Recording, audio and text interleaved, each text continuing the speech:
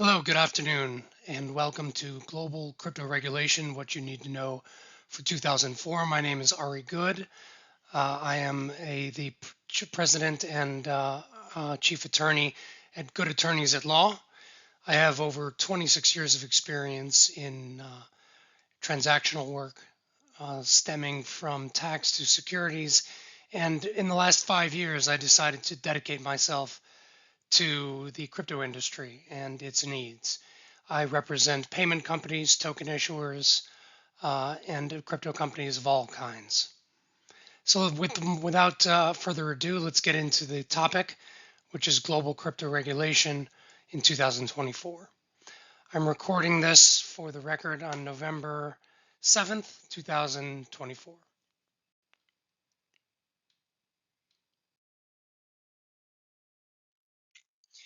So what are the goals of this presentation? Well, first, it's what's important is to understand the sources of crypto regulation, to have a look at the present state of crypto regulation worldwide, identify the leaders and the losers in crypto regulation, identify the main points of contention and conflict in the industry. We'll take a look at some risk areas in crypto regulation and chart a path to the future success for the crypto industry. So, who makes the rules when it comes to crypto in the United States or worldwide? Well, there are country specific regulatory regimes. So, in the United States, that would include federal and state governments, state and federal agencies such as the SEC and the CFTC, and of course, the courts that pass on the legality of what the other branches of government do. There are also supranational bodies that affect countries' laws. So, for example, in the European Union, there are directives that are incorporated into member countries' laws. In Europe, you have what's known as the MiCA regulation or MiCA laws, which is the regulatory regime for crypto in Europe. Non-governmental organizations issue guidance that affects the crypto industry. Organizations such as the FATF, the Financial Action Task Force, the Bank of International Settlements, the IMF, and so forth. So, what's the state of crypto in the United States? I will say that these slides are a couple weeks old, so some of this has changed with the election of Donald Trump and the probable change in the administration's attitudes towards crypto. But over the past several years, what we've seen from the Biden administration has been, and in particular the SEC, has been regulation by enforcement. This has resulted in greater scrutiny and a trend towards less privacy under the mantra that crypto represents the same risks and therefore requires the same regulation as the traditional financial system. In my view, this is kind of a fallacy. Crypto, in many ways, has corollaries with the traditional financial system, but in other ways, it's very, very different and requires a different approach. There are certain hot topics in crypto from a regulatory perspective. One is self-hosted wallets. So your right to hold your own crypto in cold storage on a Trezor or a Ledger or a Bitbox device is something that the government is not necessarily fond of, in the sense that it allows you to keep your assets private and your transactions within your own, essentially your own bank. The role of DEXs, decentralized exchanges, and automated market makers as dealers. There's some controversy over whether decentralized exchanges are truly decentralized, and if not, do they require regulation? KYC is another requirement in crypto, and this is an important area of discussion because compliance with the Bank Secrecy Act, the requirement to know your customer, to do background checks on the people with whom you're transacting, it's an important area. There are legitimate concerns to prevent the misuse of crypto for money laundering, counterterrorism financing, and all kinds of horrible things. But at the same time, you must balance these concerns with the need for privacy, financial privacy, without which you have no freedom at all. And there are new tax rules that are on the horizon. that will evaluate and determine how crypto is taxed. At present, crypto in the United States is treated as property. So if you have Bitcoin, you have property. If you sell it at a gain, you have capital gain in most cases.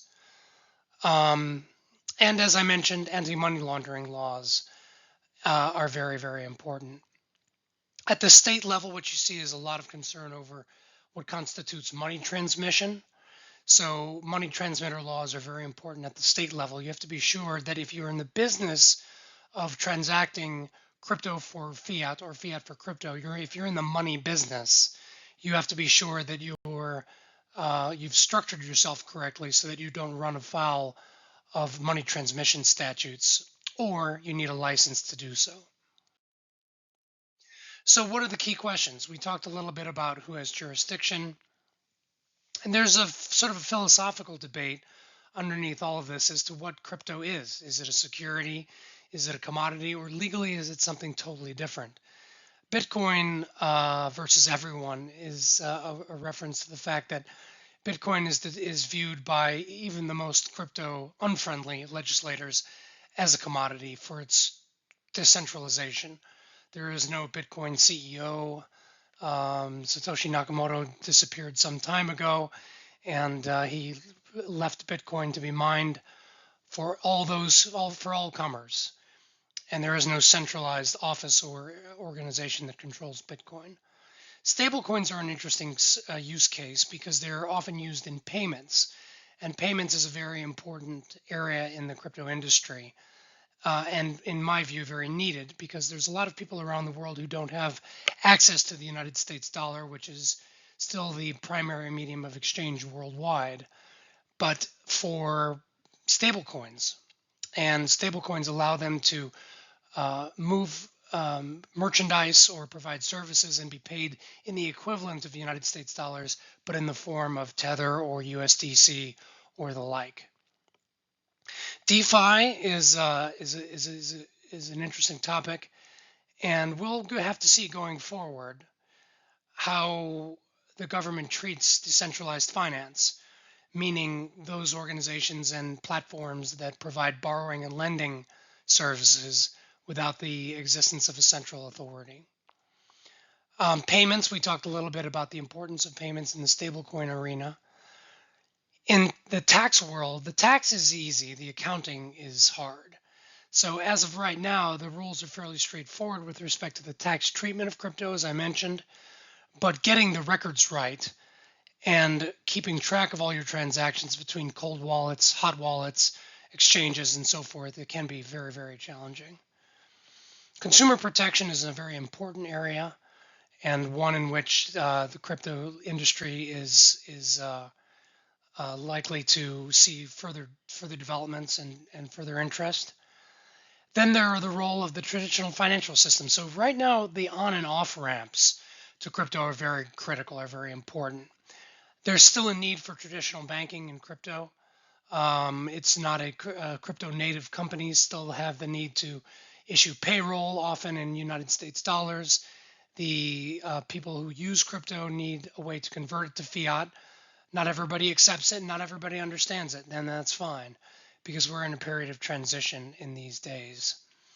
Then there's the role of CBDCs. In many countries, there's a push towards central bank digital currencies, which, in my personal opinion, are present undue risks of control of the individual through the programmability of the money, which is not something that we currently face, but something that we could face if CBDCs become a reality. So let's take a look at a somewhat dated view of the crypto landscape. This map is from 2021. Things have changed a little bit here in 2024, but largely there's very few parts of the world that absolutely ban crypto. There are also few parts of the world, with the notable exception of El Salvador, that welcome crypto as the medium of exchange, or on par with their fiat currencies. As a case study in Colombia, The biggest provider of crypto storage and crypto services is Binance, with a 9.2% participation rate on the part of the population, ranking at 32 out of 146 countries in among people who own and use crypto. So, what's the state of the union in crypto regulation? As I mentioned, there's the MiCA legislation in the European Union, which protects consumers and investors, promotes innovation and the use of crypto assets, regulates the issuance and trading of crypto assets, regulates the management of the underlying assets, is designed to maintain financial stability, and is designed to foster the use of innovative technologies. I think what's most interesting about MiCA is that it's a very comprehensive framework. And though I'm not a European lawyer, my impression is that it has been very instrumental in giving you the rules of the road by which to conform to the law. The UAE is an interesting use case because it's a very crypto-friendly jurisdiction. They have a single crypto-friendly regulator, and although it's not to be viewed as a free-for-all, there are certain prohibitions and certain restrictions that you have to comply with. The UAE has attracted a lot of crypto-oriented businesses and individuals who like the environment. The UAE is looking to be a world leader in the crypto sphere. The United States, well, it's been a hot mess with aggressive SEC enforcement and mixed results in litigation. We'll have to see where that goes. With the new administration, we're likely to see a more crypto-friendly regulatory regime and more crypto-friendly legislators, and certainly the executive branch with President Trump committing to pro-crypto stance. Latin America is a patchwork of different regulatory regimes. Colombia, as I take as an example, certainly doesn't ban crypto and is experiencing an increase in its usage and its adaptation. Africa is still mostly crypto unfriendly or has no legislation on the subject at all, despite high levels of individual adoption in places like Nigeria and Zimbabwe. Not surprising, these are places that have experienced a lot of economic distress, and crypto is viewed, rightly so in my opinion, as a means of escaping hyperinflation and other financial woes. So the bottom line is, where crypto regulation is taking hold, it's normalizing crypto activity and laying out a fixed body of rules. Crypto in the United States is the largest. It's the largest market for crypto, even though only 16 to 20. I think the figure now is more 20% of the adult population owns or uses crypto. There's been extended legal battles with the SEC against exchanges, against individual token issuers and their foundations, as I mentioned. I'll get into some of the more recent events that have changed the landscape of crypto in a minute. There's a variety of legislation, some of which I mention here: the Digital Asset Anti-Money Laundering Act of 2022, which hasn't been passed into law, but touches on a lot of the issues that we've spoken about before, such as extending the Bank Secrecy Act to crypto transactions, regulating unhosted or personal wallets, strengthening BSA compliance by involving the Treasury Department, the SEC, and the CFTC, and mitigating the illicit finance risks of digital asset ATMs, which is, and this is just one example of some of the most recent legislation. See my other posts for a detailed description of other legislation that's pending in the United States and elsewhere. So for a long time, the crypto industry was marred by a lot of negative events. There was the FTX collapse, in which Sam Bankman-Fried and company commingled customer accounts with their own personal funds and gambled the funds away. In my opinion, the bankruptcy courts, which have dealt with the FTX collapse, have done a very nice job of recovering assets and making the creditors, especially individual users, if not whole, then certainly better than they would have been as purely unsecured creditors. The Binance lawsuit and the incarceration of CZ was also about sort of a landmark event in the crypto industry. It certainly brought home two things. One, the importance of having important controls for anti-money laundering and counterterrorism financing. And two, I think it highlighted the reach of United States jurisdiction. One of the main reasons why this foreign company was involved at all in United States problems was because it had United States customers. So companies that are doing business worldwide should be aware of their exposure to the United States legal system if they're doing business with United States customers. I think we've spoken a little bit about the impact of the U.S. elections, and I think that with the change in the administration, we might see the disappearance of what is called Operation Choke Point 2.0, or essentially guidance issued to the banks to not to deal with crypto customers. And I think we might see a more friendly banking regime in jurisdiction going forward. What are the risk areas? Well, there's although always the risk if you're in the business of money that you're a money transmitter.